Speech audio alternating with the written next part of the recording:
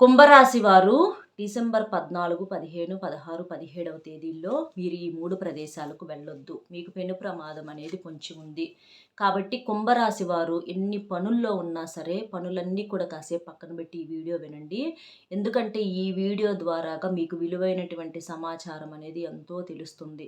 ఎన్ని పనులు కన్నా, డబ్బుల కన్నా, అన్నిటికన్నా ముఖ్యమైనది ఏంటంటే మనిషి యొక్క ప్రాణాలన్నమాట.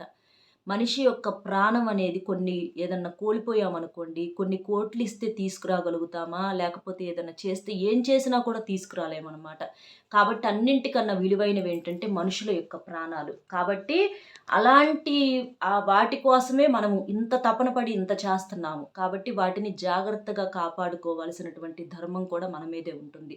కాబట్టి మీకు ఈ వీడియో అనేది చాలా బాగా ఉపయోగపడుతుంది. పూర్తిగా వినండి. మిడిమిడి జ్ఞానము అనేక రకాలైనటువంటి అనార్థాలకు దారితీస్తుంది. కాబట్టి వీడియోని పూర్తిగా వింటే అసలు ఏం చెప్తున్నాను, ఏంటి అనేది చక్కగా అర్థమవుతుంది.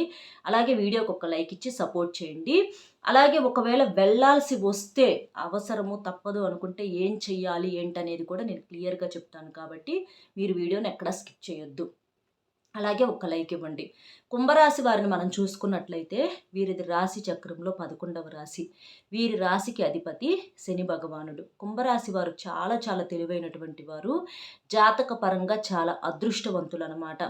వీరు చిన్నప్పటి నుంచి కూడా కష్టపడి కష్టాల్లో నలిగి పెరిగినటువంటి వ్యక్తులు. కాబట్టే వీరు పడ్డ కష్టాలు కొన్నాళ్ళు కష్టాలు చేసినప్పటికీ కూడా వీరికి మంచి లైఫ్ అనేది చివరికి ఉంటుందన్నమాట. భవిష్యత్తు అనేది బాగుంటుంది. భగవంతుడి యొక్క అనుగ్రహం కూడా ఎప్పుడు వీరి మీద ఉంటుంది. దైవాన్ని పూర్తిగా నమ్మేటటువంటి వ్యక్తులనమాట. కష్టం కానీ, నిష్ఠూరం కానీ దైవం మీద వేసేస్తారు వీళ్ళు భారం. అలాంటి వ్యక్తులనమాట. కాబట్టి ఈ కుంభరాశి వారిని మనం చూసుకున్నట్లయితే జాతక పరంగా నెంబర్ 1 అండి వీళ్ళు. వీళ్ళకి తిరుగు అనేది లేదు.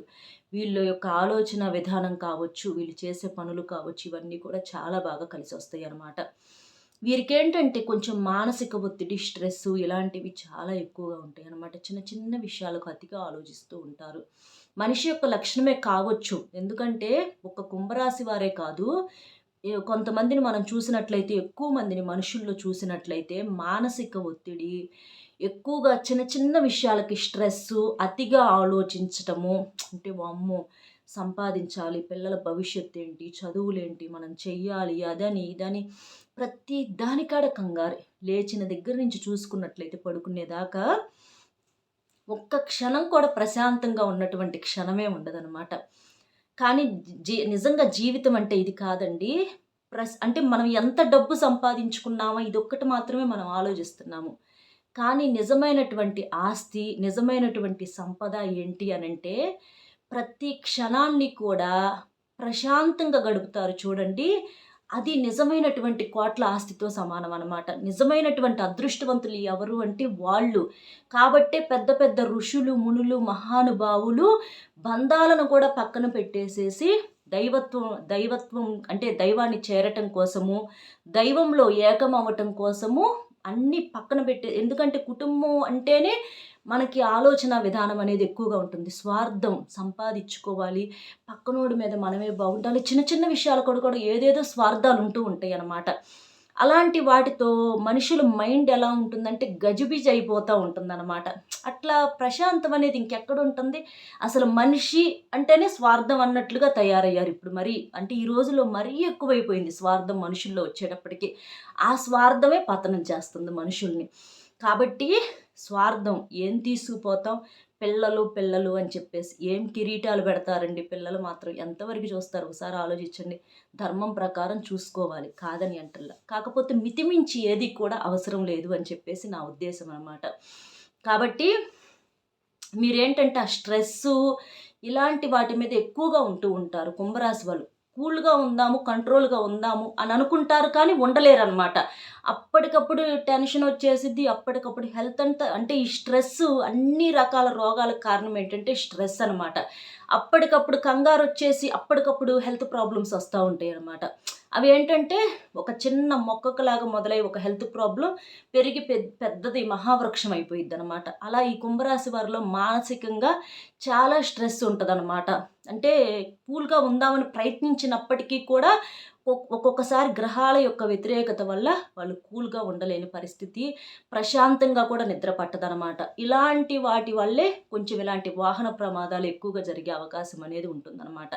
కాబట్టి కుంభరాశి వారు వచ్చేటప్పటికి ఈ 4 రోజుల్లో ప్రయాణాలనేవి పెట్టుకోవద్దు. అందులో వెళ్ళకూడని మొట్టమొదటి ప్రదేశం వచ్చేటప్పటికి ఏంటి అంటే, మనం 3 ప్రదేశాలకు వెళ్ళకూడదని చెప్పుకున్నాం కదా! అందులో వచ్చేటప్పటికి మొట్టమొదటి ప్రదేశము మీరు దైవాన్ని సందర్శించుకోవటానికి ఏదైనా దేవుడి గుళ్ళు కావచ్చు, లేకపోతే ఏదైనా పూజలు చేసుకుందామనో, లేకపోతే ఏదైనా మొక్కున్నామని చెప్పేసేసి పలానా చాటికి వెళ్దాము, తీర్థయాత్రలకు, విహారాలకి, క్షేత్రాలకి, నదులకి ఇట్లా కొన్ని కొన్ని చోట్లకు వెళ్దామని చెప్పేసి అనుకుంటూ ఉంటారనమాట. అయితే అలాంటి చోటుకు వెళ్తేనే పుణ్యము ఇంకా బావుంటది. మనసు ప్రశాంతంగా ఉంటది.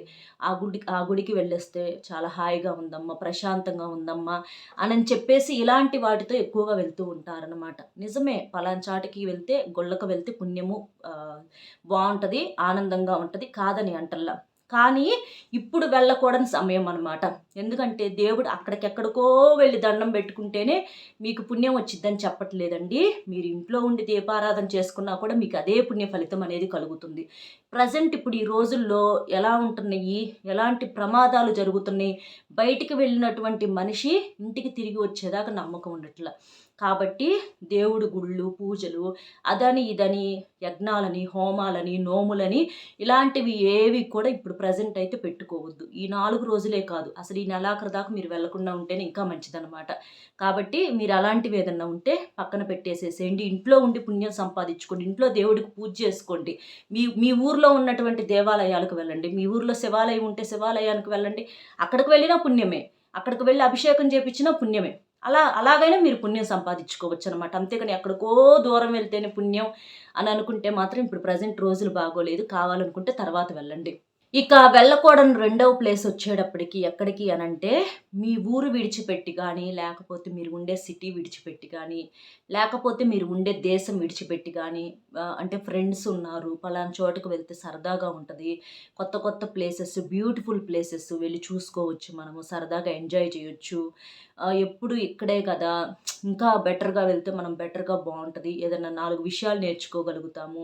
4 కొత్త చోట్లకు తిరిగితే ఫ్రెండ్స్ ఉన్నారు, వాళ్ళు రమ్మన్నారు, వీళ్ళు రమ్మన్నారు. ఇట్లా ఏదన్నా కానీ ఇట్లా ఇది రెండవ దాని కిందకొస్తుందనమాట.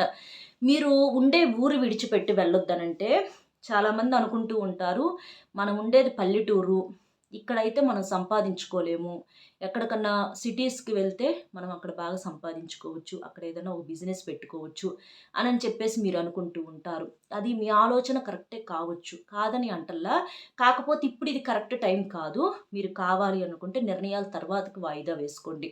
అలాగే కొంతమంది సిటీస్‌లో ఉండేవాళ్ళు అసలు ఈ సిటీయే కాదు, మనం దేశం విడిచిపెట్టి వెళ్తే ఇంకా బెటర్‌గా సంపాదించుకోవచ్చు అని కొంతమంది భావిస్తూ ఉంటారనమాట. అలా ఓకే. మీ యొక్క నిర్ణయాలు మీకుంటాయి. మీ ఆలోచన మీకుంటది. కాకపోతే ఇది కరెక్ట్ సమయం అనేది కాదు. మీరు తర్వాత వెళ్ళండి.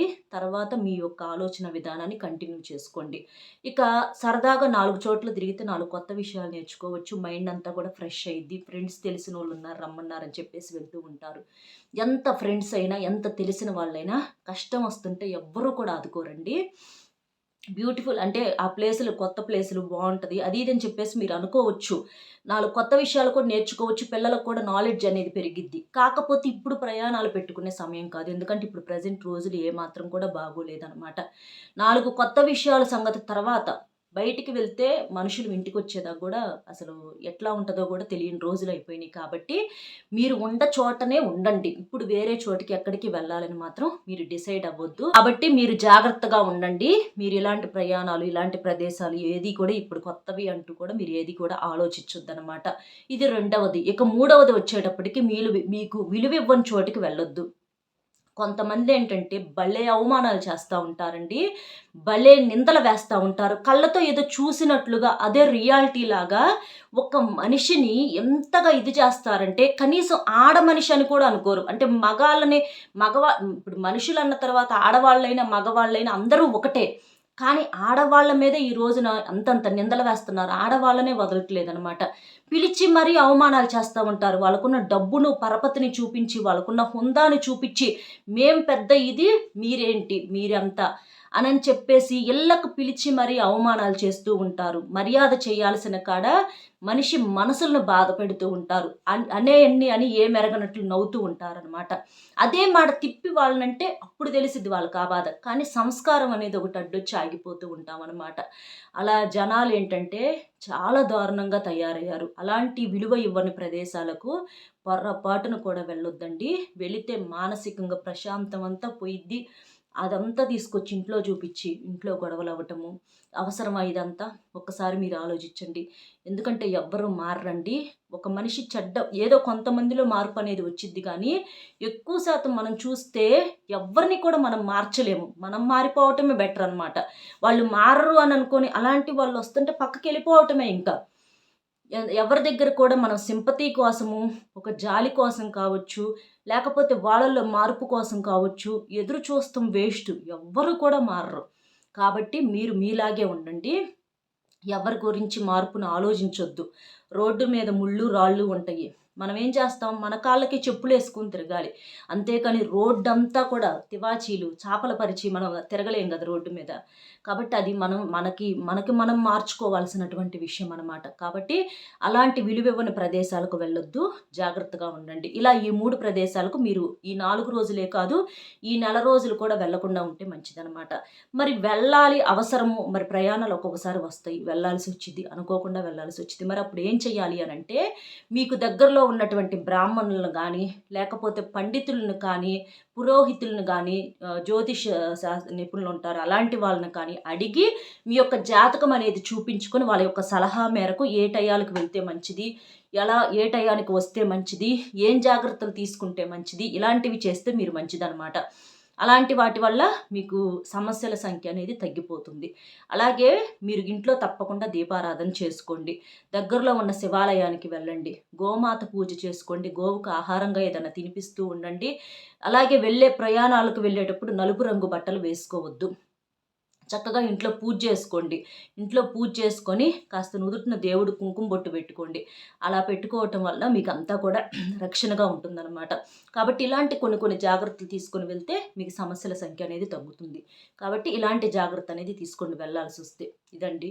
ఈ 4 రోజుల్లో మీకు జరిగేదైతే ఇది. మన వీడియో నచ్చితే తప్పకుండా కుంభరాశి వారి వీడియోకి ఒక లైక్ ఇచ్చి సపోర్ట్ చేయండి. మీరు లైక్ చేయటం వల్ల వీడియో మరికొంతమంది కుంభరాశి వ్యక్తులకు చేరి వారు ఉపయోగించుకుంటారు. మీకు తెలిసిన ఫ్రెండ్స్‌కి కూడా షేర్ చేస్తే హెల్ప్ అవుతుందన్నమాట. కామెంట్ బాక్స్‌లో ఓం నమః శివాయ అని కామెంట్ చేయండి. లైక్ చేసినప్పుడు కామెంట్స్ దగ్గర హైప్ వస్తుంది. అక్కడ మీ యొక్క పాయింట్స్ అనేవి కూడా యాడ్ చేయొచ్చు. ఇలాంటి విలువైనటువంటి ఇన్ఫర్మేషన్‌కి ఒక లైక్ ఇచ్చి సపోర్ట్ చేస్తారని కోరుకుంటూ మరొక మంచి విశేషంతో మళ్ళీ కలుద్దాం. Bye friends.